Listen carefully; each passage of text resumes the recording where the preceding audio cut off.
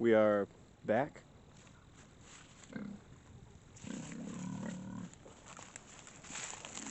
The hogs are still fat.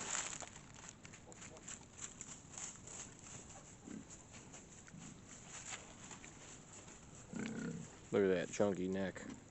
Guanciale is looking good. Honk honk. I got plenty of food. Look at that chunk. Absolute chunk. Alright. I figured I'd bust out the old video camera because something pretty major is going on. We've got now shipment in from Edible Acres of perennials. It's time to start slowly but surely perennializing this space. We have all annuals going right now. I did a pretty serious harvest of turnips and mustard greens and a little bit of green beans. I think the green beans were mostly a failure this year. But that's what I did this morning. Now I get to perennialize. Use my 2 chestnut trees that I bought. I don't know how well you can see. Mary, get out of here. Don't know how it's focusing there, but I've got 2 chestnut trees. 10 each of 2 different varieties of elderberry. Marge and Ranch. European black elder, I believe. And then a bunch of willow cuttings that I'm going to try and incorporate into a bit of a wall. Keep the deer out. I'm thinking I'm just going to stick the willows into the brush wall that I made. Pretty, you know, pretty spaced out, and then I'll take cuttings from them and spread it out as far as I can, just to try and get a good hedge going. That's the idea. Now I got to figure out where I'm going to plant these things. I was thinking if I'm going to use the existing bed space, I don't know what the dog's getting into over there. If I'm going to use the existing bed space, which I probably will, I guess I could plant in some of our wilder contexts some elderberry, especially like in this woodsy area right here. I could plant a few.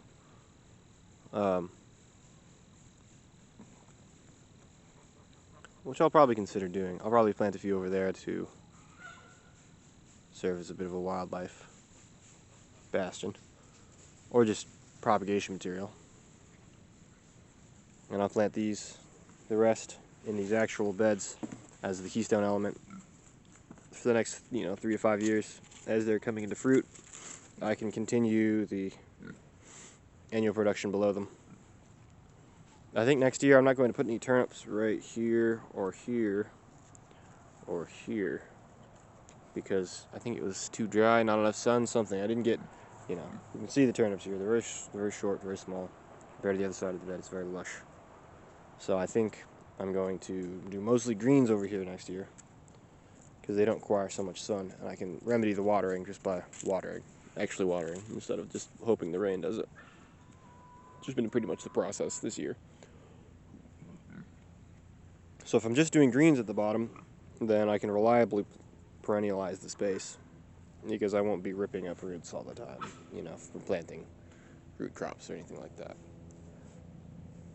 And in theory, as the elderberry starts to develop into this big shrub, the greens can still take a little bit of shading and still produce a bit. So we'll probably get one good season where they're really fruited out and there's greens beneath them. And then maybe they'll be too big after that, I don't know. I could always plant some kind of other perennial, asparagus or something, or strawberries on this side. Question remains for me is, if I perennialize all this space, where am I going to grow my annuals, / am I going to grow annuals? Should I dedicate a few beds to annuals and a few beds to perennials? I could always perennialize a couple of beds. Like, these are doing well for annuals now, so maybe I perennialize the upper beds. Sorry, that was probably a fast turn. maybe I perennialize the upper beds since they didn't do so good in annuals anyway. I keep these bottom beds, which are doing well in annuals, to have a strong annual production during next season, when the season's on. Perchance, I could do that. The chestnut trees I'm definitely going to plant.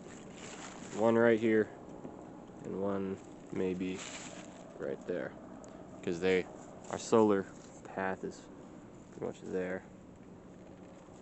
Here, so plants on this very edge by the pigs won't shade out anything else, even big, huge chestnut trees. And then maybe the chestnuts that I don't get will drop in here, and the fat pigs will eat them. I think they would probably love that, so let's do it. So I've got 20 cuttings. I need to space them out at least 6 feet. So that's 300 feet of elder. I probably will perennialize the whole space then, if I got 300 feet of elder. Because, hey Richard, stop drinking that nasty bog water. Hey! Go inside and drink your real water. That water is seriously so dirty. I don't even want to think about how dirty it is. If I got 300 feet of elder, I should probably perennialize the whole space. So I'm going to plant hazelnuts on these sides, elderberries on those sides. I've decided. Final. It's my final verdict. Let's go and do it. I'll show you how I've been doing it.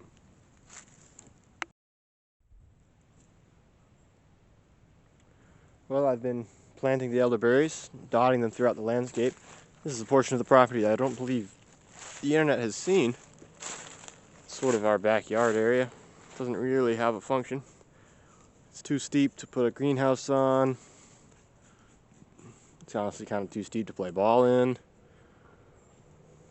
There's some ornamentals left here by the previous owners. I haven't ID'd them yet, but I don't think there's anything edible.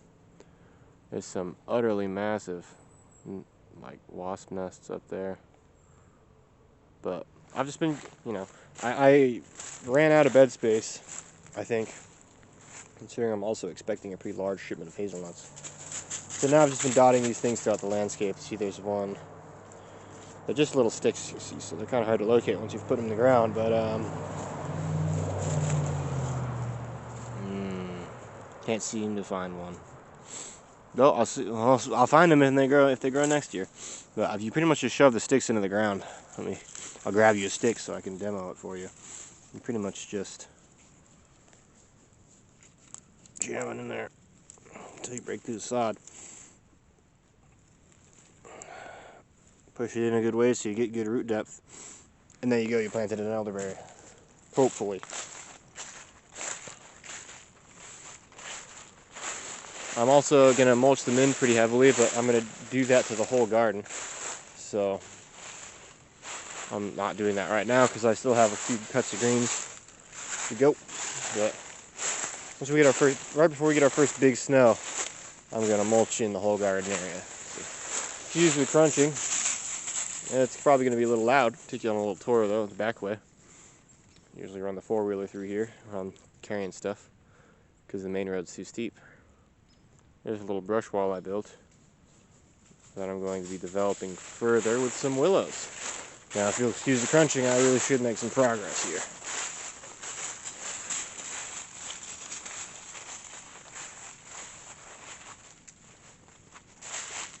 I don't know what to do with this space other than leave it wild. I could do mushroom production in here, either by cutting a few of these trees and using the logs, or moving the logs here. Moving logs is difficult, and if I cut the trees, then the space is no longer, especially the big trees that I want to use, and the shade is gone, which is the main asset of the space for mushroom production.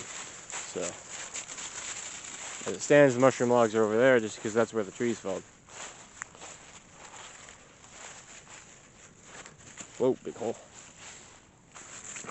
Got the frames moved down here for the coop. More on that later. Got the foundation built for the coop. Built. There are rotations. It's not very good, but it'll do, hopefully. Goose is here. Mary's taking a piss. Say hello, Miss Goose. You are just stark. Look at you. Camera can't even pick you up. You're too white.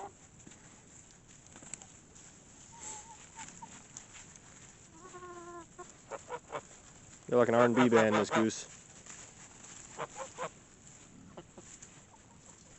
Our roosters have started mounting the ladies. So I don't know what that means for egg production, but I can imagine it means we're nearing readiness. Hey, look at you, that big horny bastard. Hopefully we don't catch it on video, because I'll probably get banned.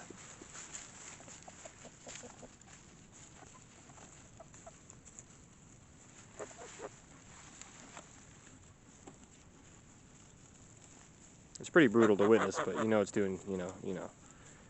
It's just the way it is. Hi, Goose. Say hi to the camera, Goose. Alright, back to business. I planted the elderberries along the far half of each of the primary upper beds. Still waiting on a couple shipments from other nurseries. This one's from Edible Acres. They have a YouTube channel. It's Edible Acres. And it's pretty much the major inspiration for most of this stuff. We're not quite, I wouldn't say we're accomplishing the dream quite yet, that the standard that Edible Acres sets, but we're certainly thinking about it. So as it stands, I have them alternating varieties. I got 20 Marge elderberry plants, which I believe are supposed to be lower in bush height, which is good because these things can get like 15 feet tall. Stand up on this stump so I can show you what I'm talking about. I got mostly Marges, but you're supposed to get multiple varieties for cross-pollination's sake, for a better fruit set. So we got Marge Branch, Marge Ranch. And then I had extra Marges that I've just dotted throughout the landscape in some wild spaces, like in that stand of trees. In that stand of trees, there's a couple in that stand of trees by the mushrooms, just to see how they do. You know, it's kind of an experiment to see how wild planting them goes. They're supposed to like forest edges, so we got a lot of forest edge here. I mean, if I was truly feeling wild, I would do that whole, along the road line, I would do that.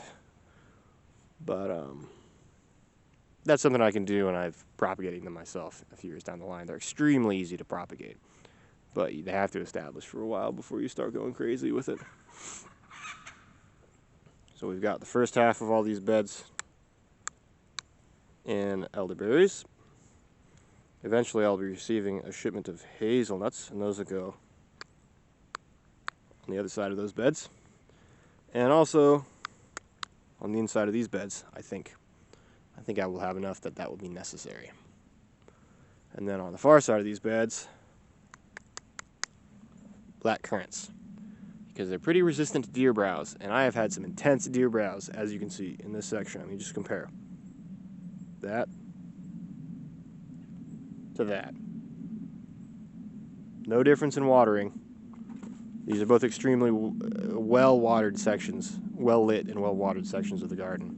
The primary difference is browse, either deer or rabbit, I don't know which, but currants are pretty resistant to that kind of business. So they're going on the far side. Make a wall of currants here. Either they're resistant to browse or the deer like to eat them. One or the other. Either way, they'll have the effect of stopping progress. Same with the willow. Either they're resistant to browse and they'll form a thick wall, or the deer like them, so they'll just stay there and eat them instead of coming in here. So it's time to go do that. The wall portion. I'm going to leave you with that. I don't think the willow placement will be particularly exciting, but this record will certainly be good for me, because Lord knows I'm not going to remember where I planted these things. I definitely can't. And if anything, this kind of wild, diverse planting, it's not easy to manage. It's difficult to manage, particularly difficult, but it mandates you to have good soil health practices. You know, no dig is kind of hot on the subject right now. Lots of people are trying no dig growing, where they don't disturb the soil, and that's amazing for the soil. And so that's the kind of soil we're trying to build here. So while I might be tempted to grab the old hoe and rip the soil up and rip some of these plants out and just clean something up, now that I have hardwood cuttings dotted throughout the land, honestly mostly I shoved almost all the way in, you barely see that they're there. That's a pretty impressive deterrent. Same with my chestnut trees hiding in the beds over there. It's a pretty impressive deterrent. I mean, we spent like $600 on these hardwood cuttings. So not destroying them with a shovel because you got too aggressive with your management is pretty important. And so if anything, it kind of makes you have that management. Those are good management practices, but they can be difficult to implement, especially when you're busy and you're like, let's just clean it up, get it over with, you know.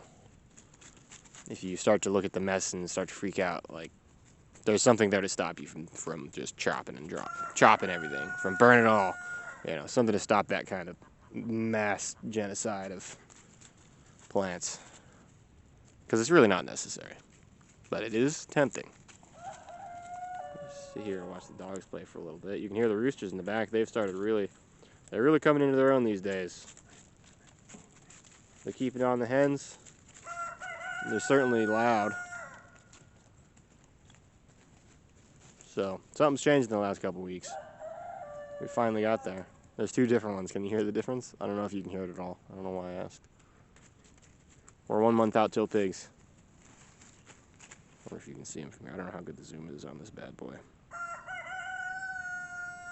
Big fat boy over there eating. 1 month out till pigs, Miss Mary. You ready for these big bad boys to be gone? You're a cutie. Bozo, though. You've been stealing all my shoes. Gotta stop that. Alright, I think that'll do for now. Till next time.